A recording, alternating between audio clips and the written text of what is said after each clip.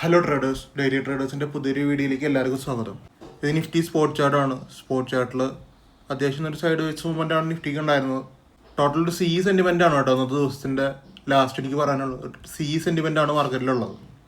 Market open ചെയ്ത് ഇന്നലെ close ചെയ്ത ആ സപ്പോർട്ട് റെസിസ്റ്റൻസിൻ്റെ ഇടയിൽ തന്നെയാണ് മാർക്കറ്റ് ഓപ്പൺ ചെയ്തേക്കുന്നത്. അതിനുശേഷം ആ റെസിസ്റ്റൻസ് ബ്രേക്ക് ചെയ്ത് സസ്റ്റെയിൻ ചെയ്ത് മുകളിലേക്ക് ഒരു മൂവ്മെൻറ്റ് കിട്ടി. ടോട്ടൽ സ്പോട്ടിനെ കുറിച്ച് ഇത്രേ പറയാനുള്ളത്. സ്പോട്ടിൽ നമുക്ക് കുറേ കഥയൊന്നും പറഞ്ഞിരിക്കാനില്ല. സ്പോട്ട് ബേസിൽ നമുക്കൊരു എൻട്രി നല്ലതൊക്കെ വരണമെങ്കിൽ 25.070 ഒരു റൗണ്ട് ഫിഗർ എന്നൊക്കെ പറഞ്ഞാൽ 25-100 കിടക്കുമ്പോഴൊക്കെയാണ് സ്പോട്ടിൽ നല്ല എൻട്രികൾ വരിക സൈഡിലേക്ക്. തൽക്കാലം ഇപ്പോൾ 25.070ൻ്റെയും 24.822ൻ്റെയും ഇടയിലാണ് മാർക്കറ്റ് നിൽക്കുന്നത്. ഇപ്പോൾ ഈ ഒരു ഏരിയ ഒരു സപ്പോർട്ട് റെസിസ്റ്റൻസിൻ്റെ ഉള്ളിലുള്ള കളികളാണ് നടക്കുന്നത്. സ്പോട്ട് ബേസിലുള്ള കാര്യങ്ങൾ ഇങ്ങനെയാണ്. നമ്മൾ ട്രേഡ് എടുക്കുന്നത് സ്ട്രൈക്കിലാണ്. സ്ട്രൈക്ക് ബേസിലാണ് ട്രേഡ് എടുക്കുക. സ്ട്രൈക്കിലുള്ള പ്രൈസുകളിലാണ് ട്രേഡ് എടുക്കുക. ഈ പ്രൈസ് കിട്ടുക എന്ന് പറഞ്ഞു കഴിഞ്ഞാൽ സ്പോട്ട് നോക്കിയിട്ട് ഒരു സപ്പോർട്ട് റെസിസ്റ്റൻസ് നോക്കി വരയ്ക്കണ പോലത്തെ പരിപാടിയല്ല. സ്ട്രൈക്കിൽ നമുക്ക് പ്രൈസ് കിട്ടുന്ന കാര്യങ്ങൾ. ഇന്ന് രാവിലെ നമുക്ക് എൻട്രികൾ കിട്ടാൻ ഭയങ്കര പാടായിരുന്നു. ഒരു 10 മണി ഒക്കെ ആയപ്പോഴാണ് ഒരു എൻട്രി കിട്ടിയത് തന്നെ. 10 മണി 10:15 ആയപ്പോൾ പി സൈഡിക്കൊന്നും ഉണ്ടായിരുന്നില്ല. സൈഡിക്കായിരുന്നു നമുക്ക് എൻട്രികൾ വന്നിട്ടുണ്ടായിരുന്നു. ഇതാണ് നമുക്ക് കിട്ടിയ എൻട്രി 24,900 24,900 നിങ്ങൾക്ക് കൂടെ കാണാൻ പറ്റും. ഇതിലിപ്പോൾ 3-4 പ്രൈസ് ഉണ്ട്. ഈ 3-4 പ്രൈസും വാലിഡ് ആണ്. മാർക്കറ്റ് ഓപ്പൺ ചെയ്യുന്നത് ഇവിടെയാണ്, ഈ ഒരു പ്രൈസിൻ്റെ അടുത്ത്. അതായത് 133 എന്ന് പറഞ്ഞ പ്രൈസിൻ്റെ അടുത്താണ് മാർക്കറ്റ് ഓപ്പൺ ചെയ്യുന്നത്. പിന്നെ മാർക്കറ്റ് അടിയിൽ പോയി. അപ്പോഴാണ് ഞാൻ വേറെ പ്രൈസ് കൊടുക്കുന്നത്. അവിടെയാണ് ഫസ്റ്റ് നമുക്ക് ആക്ടിവേഷൻ നടക്കുന്നത്. പക്ഷേ ഈ ട്രേഡിനൊരു പ്രത്യേകതയുണ്ട്. ഈ ട്രേഡ് എന്നുള്ളത് 10 മിനിറ്റ് കഴിഞ്ഞ് കഴിഞ്ഞാൽ കോസ്റ്റ് അല്ലെങ്കിൽ ഒരു ചെറിയ രസമില്ലേ, 2-3 പോയിന്റ് രസമില്ല എന്നുള്ള രീതിക്ക് നമുക്ക് ഇരിക്കേണ്ട വരും.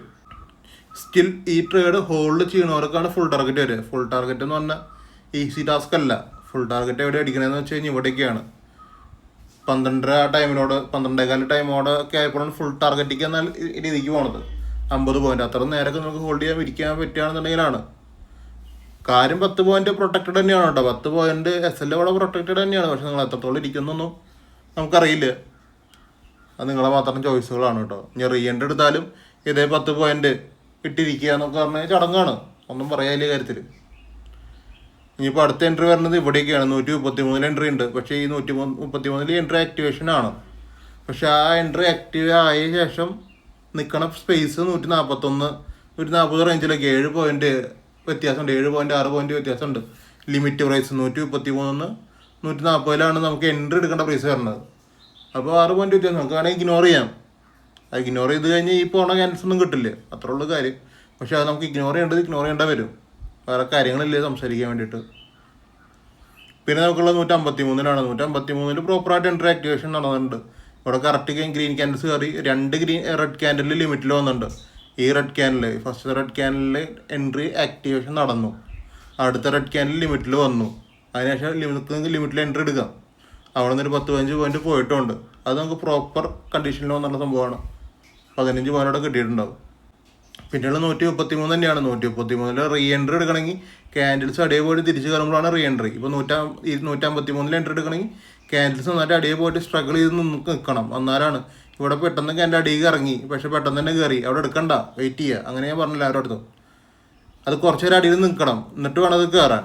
ഇവിടെ പക്ഷെ 133 ഈ പറഞ്ഞ സിനാരി നടന്നിട്ടുണ്ട്. കറക്റ്റായിട്ട് അടിയിലേക്ക് ഇറങ്ങി കുറച്ച് നേരം നിന്ന് തിരിച്ച് കയറി സെയിം ബയേഴ്സ് വന്നു. ലിമിറ്റ് തന്നെ എൻട്രി 133 153 20 പോയിന്റ്.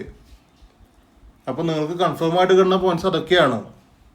നിങ്ങൾക്ക് ഇതൊക്കെ എത്രത്തോളം മനസ്സിലാവണം, അവിടെയാണ് നിങ്ങളുടെ പ്രോഫിറ്റ് ഇരിക്കുന്നത് കേട്ടോ. അതുകൊണ്ട് ഞാനിപ്പോൾ ഇരുന്ന് എത്ര സംസാരിച്ചിട്ടും കാര്യമില്ല, നമുക്ക് മനസ്സിലാവണം. പിന്നെ സെൻസസ് ഉണ്ടായിരുന്നു 81-300 ഫസ്റ്റ് എൻട്രി. ഒരു കോസ്റ്റ് എക്സിറ്റ് ആണ്. നിങ്ങൾക്ക് വേണമെങ്കിൽ ഒരു 10 പോയിന്റ് SL കൊടുത്താലും വലിയ സീനൊന്നും അവിടെ വരില്ല. ചിലപ്പോൾ 10 പോയിന്റ് SL പോയിണ്ടാവാം. 10 പോയിന്റ് കേട്ടോ. 40 പോയിന്റാണ് ആക്ച്വൽ SL. 10 പോയിന്റൊക്കെയാണ് 10 മിനിറ്റ് കഴിഞ്ഞാൽ SL വരിക. അങ്ങനെ വേണമെങ്കിൽ അത് SL പോയിണ്ടാവും. അല്ലെങ്കിൽ അത് കോസ്റ്റ് ആണ്. മനസ്സിലായില്ലേ? 10 മിനിറ്റ് അത് കോസ്റ്റ് ആണ്. പക്ഷേ ചിലവർക്ക് അത് 10 പോയിന്റ് ഇരിക്കുന്നവരുണ്ടാവുമല്ലോ. മനസ്സിലായില്ലേ? അതുകൊണ്ടാണ് 10 പോയിന്റ് ഞാൻ മേ ബി SL വരാമെന്ന് പറഞ്ഞു. പിന്നെ റീ എൻട്രി ആണ്. റീ എൻട്രി പിന്നെ SL സൈഡിലേക്ക് വന്നിട്ടില്ല. നമുക്ക് വെയിറ്റ് ചെയ്തിരിക്കാം. ചെയ്യാൻ പറ്റുന്ന കാര്യം അതാ, നമുക്ക് വെയിറ്റ് ചെയ്തിരിക്കാം. അങ്ങനെ ഇരിക്കുന്നവർക്കാണ് ഈ സംഭവം 200 പോയിന്റ് പോയിട്ടുള്ളൂ. അതും പതുക്കെയാണ് പോയിക്കണത്. പെട്ടെന്നൊന്നും പോയിട്ടുള്ള 200 പോയിന്റ് അല്ല. പിന്നെ ഉള്ളത് 300-ലാണ്. 300 എൻട്രി പോയിട്ടുണ്ടായിരുന്നു. അത് 16 മിനിറ്റ് കൊണ്ട് 170 പോയിന്റ് പോയിട്ടുണ്ട്. അപ്പോൾ 1/4 മണിക്കൂർ 10 മിനിറ്റുള്ള 150 100 120 പോയിന്റോളം 10 മിനിറ്റുള്ള പോയിട്ടുണ്ട്. ഞാൻ ടോട്ടലാണ് പറഞ്ഞത് മാത്രം. 170 പോയിന്റ് പോയിക്കുന്നത് 16 മിനിറ്റ് കൊണ്ട്. അപ്പോൾ അത്രയും നേരം കൊണ്ട് അത് കിട്ടും. പിന്നെ ആക്ടിവേഷൻ നടന്നിട്ടുണ്ട്, 300 കൂടെ ആക്ടിവേഷൻ നടന്നിട്ടുണ്ട്, അതും പോയിട്ടൊക്കെ ഉണ്ട്. 300 391 വരെ 90 പോയിന്റ് 1:2 ആക്ടിവേഷൻ ആണ്. ഇപ്പോൾ 90 പോയിന്റ് അവിടെ കിട്ടാൻ സാധ്യതകൾ ഇഷ്ടം പോലെയാണ്.